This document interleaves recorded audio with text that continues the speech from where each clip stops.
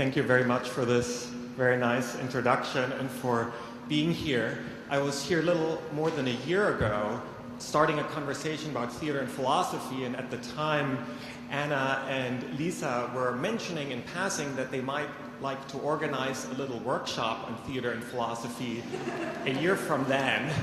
And you see what has become of this little workshop. It's really impressive to see what you and the other organizers have put together.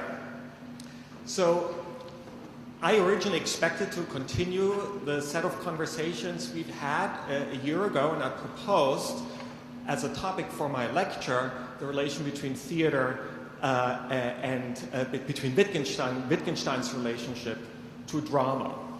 As a kind of polite gesture, I asked whether this was okay or whether the organizers wanted me to write about something else. That was a big mistake. Here's what they wrote. But, since you asked, what would you think about threading together a way for the French to understand the lines of connection between world literature, performance studies, performance philosophy, all the way to an eventual world theater with passing reference to all the economic, technological, and political factors involved? I was shocked, and this explains my second mistake. I said, okay. So you see, we have a full plate, so let me delve right in. World literature. As you may know, the term world literature was coined by Goethe in 1827 in a conversation with his secretary and quasi-student Johann Peter Ackermann. And this is also the first teaching seat. Towards the end of his life, Goethe was reading widely, and he had just read a Chinese novel.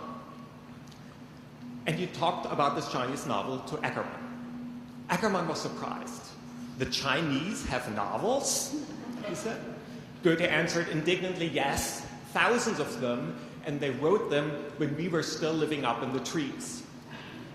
Ackermann was surprised and fell silent, and Goethe used that opportunity to reflect on the fact that the age of national literatures was going past and the age of world literature was approaching. So this is a coinage of world literature by Goethe in 1827, and it came after wide-ranging reading habits and travels. Goethe, as many of you know, traveled to Italy to visit the land of his beloved classics. But I want to emphasize here that world literature has an interesting connection to world theater, my second object I was told to talk about, namely that one of the texts that particularly impressed Goethe was Shakuntala, Kalidasa's Sanskrit classic, and that play influenced Goethe's own major production in world literature, namely his play Faust. So there's already at the moment of coinage of the term world literature an interesting relationship to drama and theater, to which I want to come back in a moment. I should also pause for a second and say that even though this is a translation, more or less, of what I'm talking, I won't be sticking closely to the text. For those of you who notice a discrepancy, this is why. The subsequent history of the term world literature is worth noting. During the rest of the 19th century, the era of nationalism, it didn't get much traction, especially in Germany, and it was all but killed in the 1930s and 40s when scholars like Erich Auerbach and Leo Spitzer fled the Nazis to Istanbul, where they developed a kind of new take on world literature. From there, they took it into exile to the United States, this term world literature, where it surprisingly took root, and one of the forms it took were these great, large anthologies of world literature, one of which I ended up editing. Large anthologies that go from the Epic of Gilgamesh and about 6,000 pages up to the early 21st century. This was sort of the end of a journey that started in Germany and via Istanbul went to the United States. Except that now, world literature is being re-imported to Europe. And since I was told to explain world literature to you, the French, I thought I'd propose a wine analogy. I'm certain that you will know Carmenère, which is a French grape that was all but wiped out in the 1860s by a fungus. But it survived in the New World, from whence it was re-imported back to Europe. And this is basically, I think, what happened to world literature. This is my Carmenère theory of world literature, developed just for you, the French. So while I was working on this anthology of world literature, this led me not just to the Carmenère theory of world literature, but it also forced me, really for the first time, to contemplate the 4,000 years of literature. And it changed literature in profound ways, including its relation to theater and philosophy. So I want to sketch some of these implications, or to put it slightly differently, what I want to offer you is a world literature perspective on performance philosophy. And here I'm still following my instructions. So what does a world literature perspective on performance philosophy look like? Let me begin at the beginning with a story. In ancient times, there was the city of Uruk between the rivers Tigris and Euphrates. And this city was rich in grains, but poor in the treasures from mountains, in particular silver, copper, tin, and stones. Such treasures were the pride of the mountain state of Arata. This displeased the king of Uruk, who wanted to get his hands on these mountain treasures. And so what the king did is he took a messenger, his most trusted messenger, and he sent him across the mountains with a message to the king of Arata, asking the king to submit. Beware, or I will make you fly away like a bird from its nest, or will I put a price tag on you just as if you were for sale in the market. This was his threat. The messenger remembered the message and ran across the mountains and delivered the message, and unsurprisingly, the king of Arata was displeased. Why should I submit to the mountain? Should I, the mountain king, submit to the plain city of Uruk? And so in response, he posed 3 challenges. He said that if the king of Uruk in the plains met these challenges, he would submit. The first challenge was, if the king of Uruk can transport grains in nets and bring them all the way to the mountains, then I will submit. Back the messenger ran into the plains and delivered the message, and the king of Uruk thought about it, came up with a solution.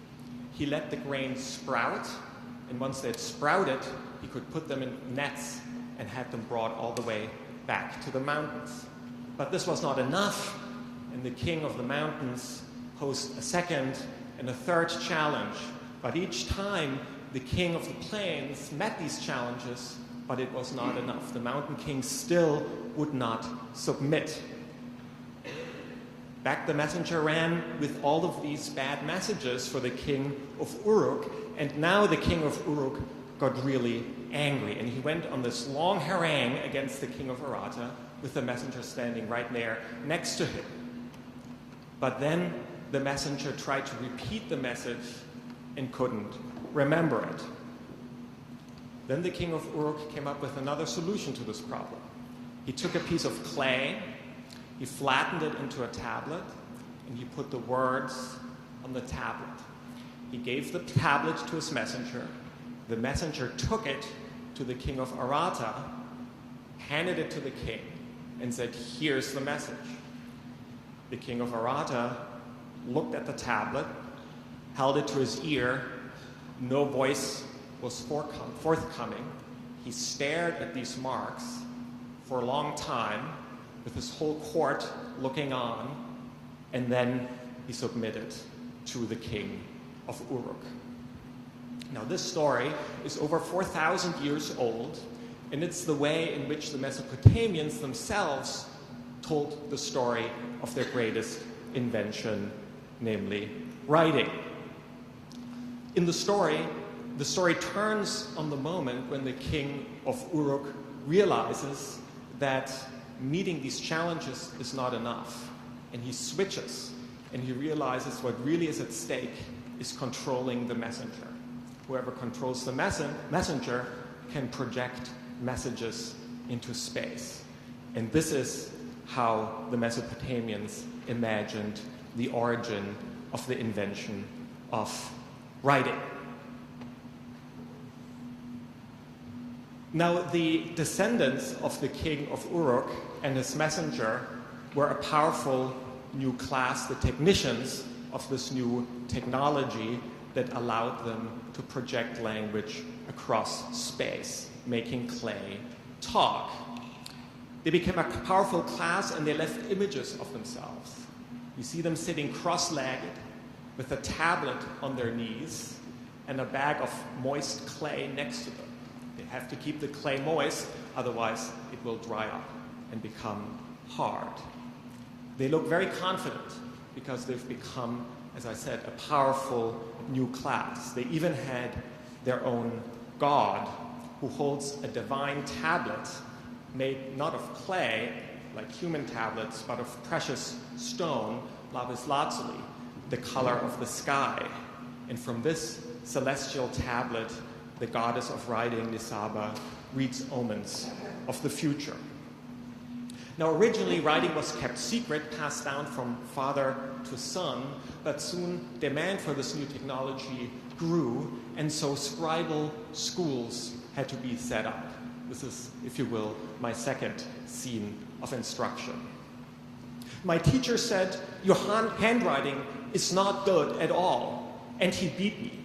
A Babylonian scribal student writing in Sumerian complains, again, about 4,000 years ago.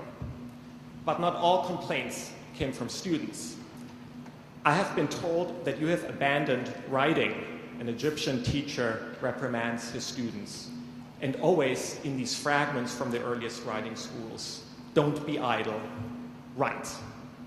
Now, why would scribal students submit to these tortures? The teachers had ready answers, and these answers are also survived on clay tablets. They basically said that either you become a scribal student, or we will send you back to the fields doing manual labor. Scribes, in a sense, were the first white-collar workers, sitting comfortably, cross-legged, counting grain, fixing contracts, keeping records, while their brothers labored in the fields. In other words, there was nothing literary about scribes. They were the original accountants, bureaucrats, functionaries running the very first territorial empire. Now, when did one of these accountants decide to turn this powerful new technology to a completely different purpose, namely to write down stories? It's an overly familiar maneuver now, creating the intersection of storytelling and writing technologies that is what I would define as literature, broadly speaking.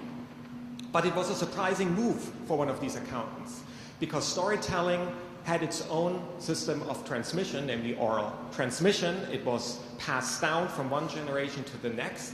There didn't seem to be a problem at all. And yet, at some point, the new technology intersected with this system of oral storytelling and started to create literature as we know it. Like the king of Uruk's messages, stories could now be sent across space. Like records, they would last into the distant future, and they could be stored and consulted and recited at will. Now, I'm telling you all of this because this intersection of storytelling and writing technology led to a first stage I want to single out here, and that's the stage of foundational texts. because these scribes didn't just record oral stories, they assembled them into larger texts, and over time these assemblages exerted huge influence over their cultures. I'm thinking of these foundational texts with which anthologies of world literature usually begin: the Epic of Gilgamesh, the Chinese classic of songs, the Hebrew Bible, the Homeric epics, the Mayan Popol Vuh. None of them were written by authors, but they were all assembled by scribes, and they created the first phase of literacy. This stage of foundational texts, as I would call it, set the stage for what happens next. And this is my major topic, what I call scenes of instruction. So in the midst of these cultures dominated by foundational texts, or to put it differently, whenever they were foundational texts, sooner or later the following scenes emerged. They always revolve around a teacher who is surrounded by his students. The students gather at his house or at some other place. They listen. They squat on their heels, or they recline sideways on couches, or they talk in small groups. They know each other. They form a small community that consists of small rivalries and infighting, but after all is held together by their devotion to a teacher, held together by the knowledge that something important is happening in this teaching scene, something world-shattering. A new way of thinking and viewing the world has emerged. Old established ways are being interrupted. A new way of thinking and viewing the world is established, and soon the students will go out and proselytize for that. They will transmit their teacher's words, but not just the words. Equally important are the teacher's gestures, the teacher's way of living, dietary habits, everything. Everything matters. Everything in this supercharged teaching scene is connected to this new way of thinking. In a certain way, these teaching scenes are, and this is sort of the theory or thesis I want to propose here, the origin of perhaps what we now call performance philosophy.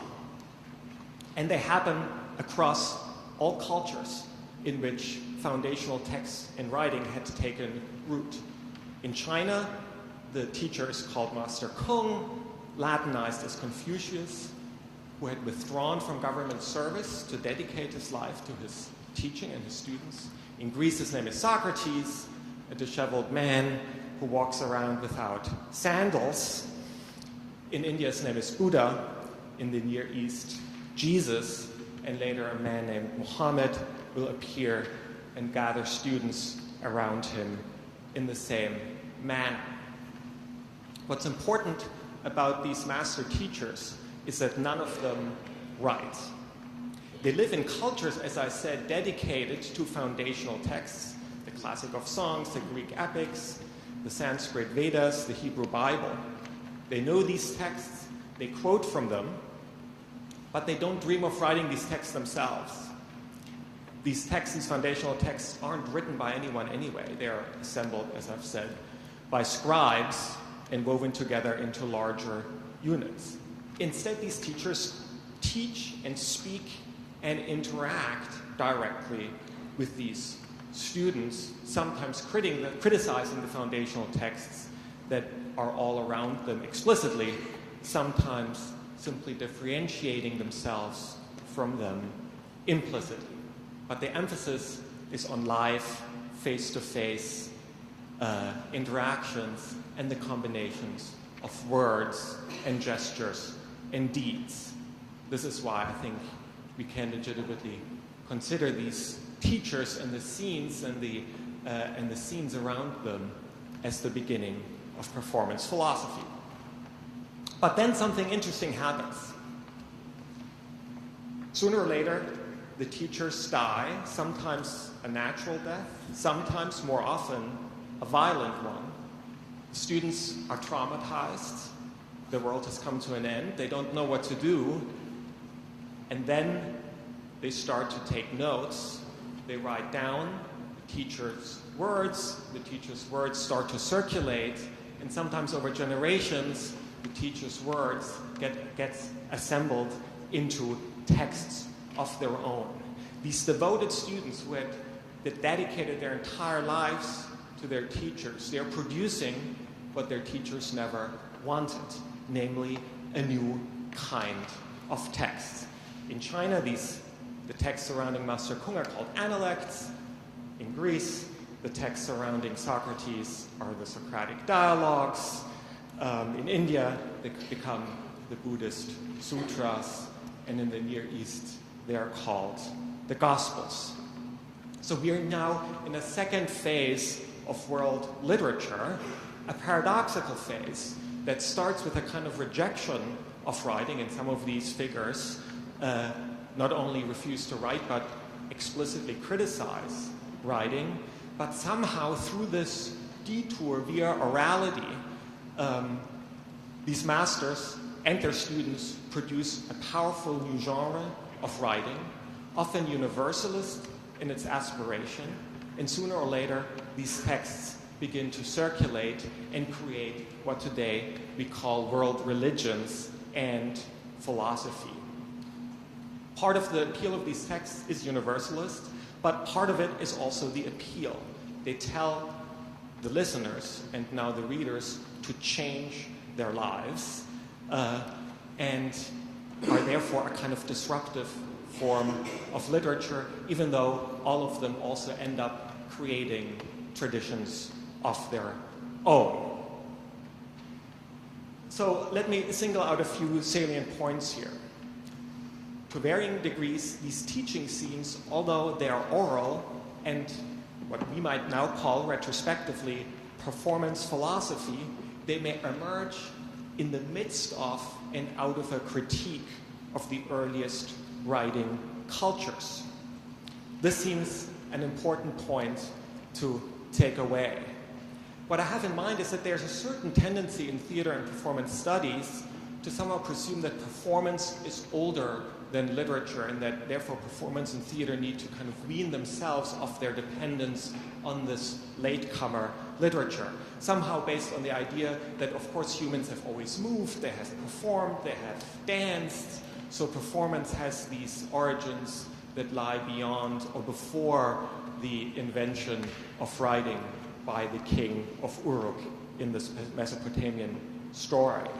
So instead of this original performance story, I want to stress that this early form of performance philosophy emerges out of a reaction and in the midst of cultures of writing, driven, fueled to some extent by critique of writing, a dissatisfaction with writing, but ultimately producing a new and highly effective type of literature, what the Chinese call master's literature. And this is one reason why I started all the way with the invention of writing.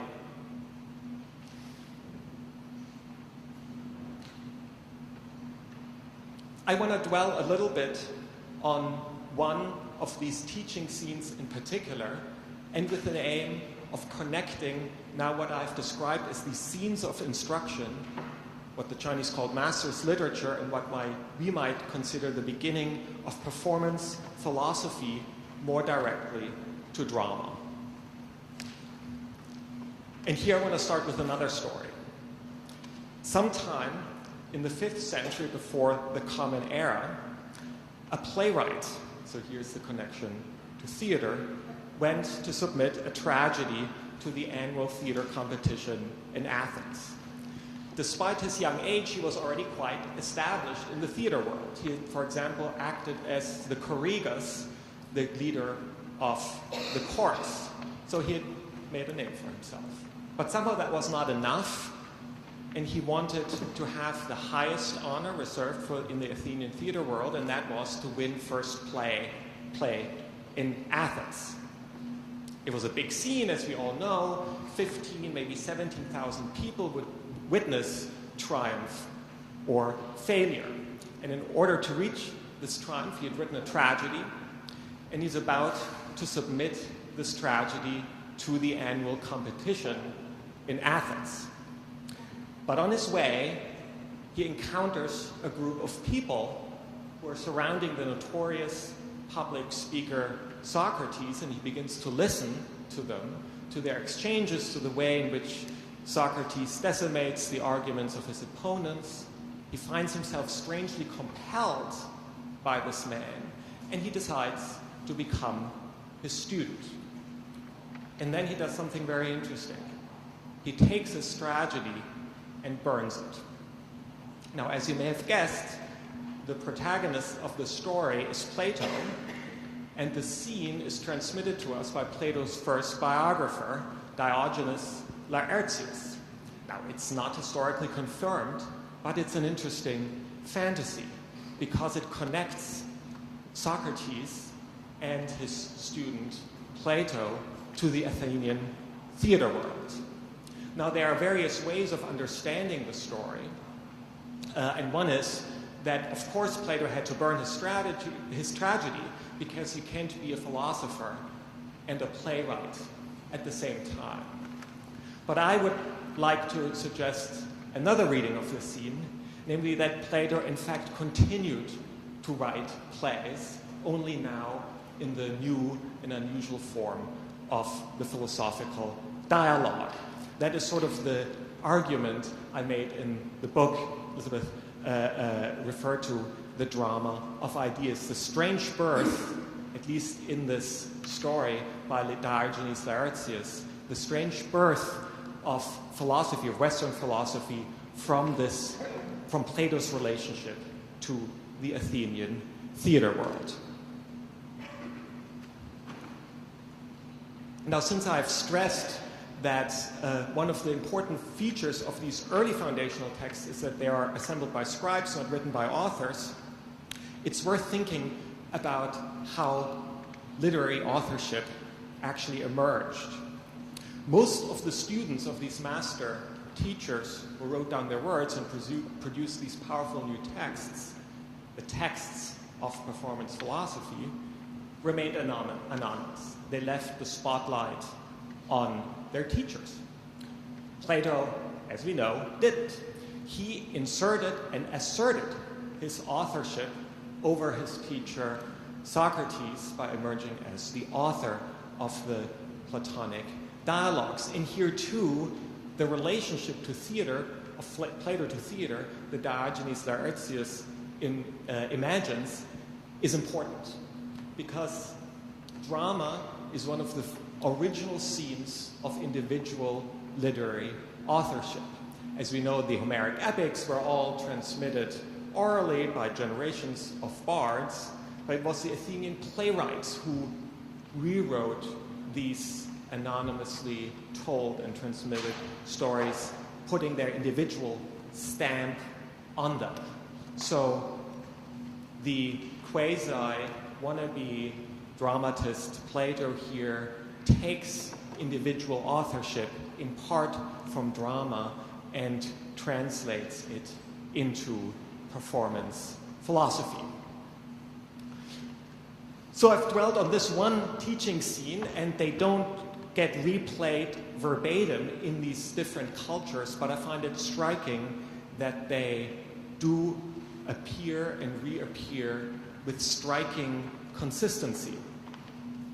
If you will, this is a version of what Karl Jaspers calls the foundational figures, or the axial age, although I have kind of recast that into a history of writing, reaction against writing, and performance philosophy. And it's, I think, important for us because it shows, among other things, that this history or prehistory of performance philosophy is not just a Western story, but happens, again, as I said, wherever writing cultures took hold. I want to conclude with the last teaching scene, in which an unusual figure makes an appearance at an ancient university. He's eccentric in his behavior, like many of these other master teachers, likes to challenge assumptions, and just is kind of an oddball.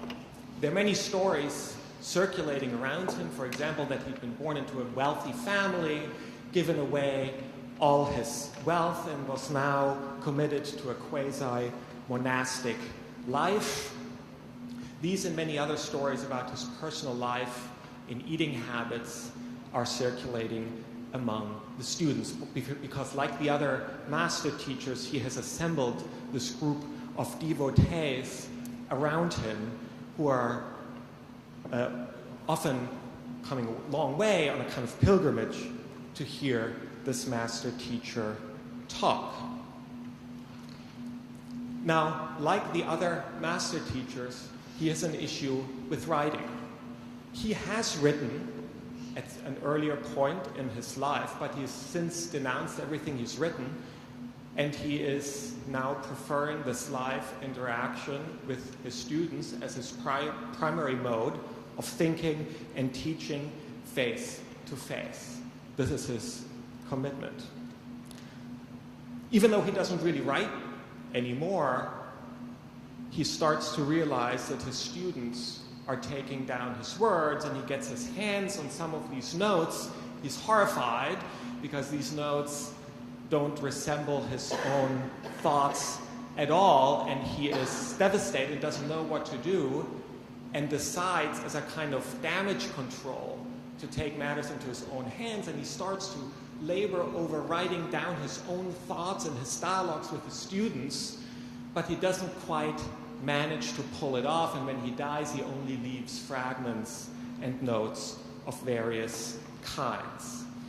As some of you, may have guessed, this teacher does not come from the 5th century BC, but his name is Wittgenstein, and we just heard a wonderful lecture about Wittgenstein, but he strikingly replays these earlier scenes of instruction, the preference for life teaching, and yet the fact is that despite this emphasis on performance philosophy, he ends up producing, or his students end up producing, this powerful new kind of philosophical literature infused as the earlier masters' texts were, with a moment of orality and performance, but somehow channeled back into writing. I think it shows us that the teaching scene, despite the fact that literacy has all but completed its worldwide triumph, is still being played out. And this is, I think, why we're all here. Wittgenstein is maybe the best 20th century examples, but I think we can all think of others. For example, here, since I'm still trying to explain everything in French terms, Ferdinand de Saussure, of course, paradoxically, the great theorist of the sign, including the written sign. His lectures were never finished by him, but written down by students and circulated.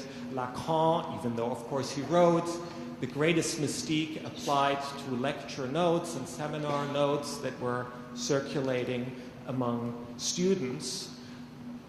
These are some of the figures and some of the formats that are still connected, I think, to these relatively ancient teaching scenes, seminars, lectures.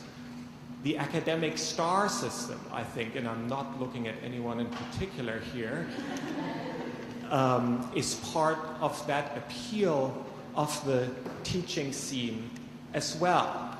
So I think what I'm trying to suggest, and why I wanted to start with this old material, is that one way of describing what we are all here to discuss is to listen to echoes of this teaching scene and to think about its ramifications in more recent history. So it's in a way the prehistory of the drama of ideas. This is the main thesis I want to put before you. So to summarize, Performance philosophy emerges out of a logic of writing and writing technology. So I think thinking about different forms of writing technology and literacy is crucial for thinking about performance philosophy. It's an applied critique here of a kind of understanding of theater and performance that wants to suggest that we need to move beyond literacy. It's almost a kind of internal critique of literacy, but that returns to writing in the Analects, in the Socratic dialogues, in the works of Wittgenstein and many others. And that this is a kind of teaching scene that is at the origin of a kind of bifurcated history of philosophy on the one hand and theater on the other. I think we shouldn't try to erase the differences between those two traditions that have become, since those teaching scenes, quite distinct. Traditions of philosophy, traditions of theater and performance. But I think thinking about these originary teaching themes may provide us with a kind of common ground maybe from which a comparative history of theater and philosophy, that is a history that looks at the intersection of those two practices, can take place. So, have I, as I was told to, connected world literature, world theater, performance philosophy, performance studies with passing reference to all the economic, technological, and political factors this reflects? I'm not sure. I think I talked about world literature, world theater, and performance philosophy. I mentioned some political factors. The king of Uruk, remember, invents writing in order to extend his empire. And I think there's clearly an important continuing relation between writing and empire. I've mentioned technology. Obviously, it's part of a history of writing technology. Performance philosophy is part of a history of writing technology. And economics, well, I mentioned that the original scribes were accountants, who therefore are also the beginning of economics. This is all I can do. The rest next time. Thanks.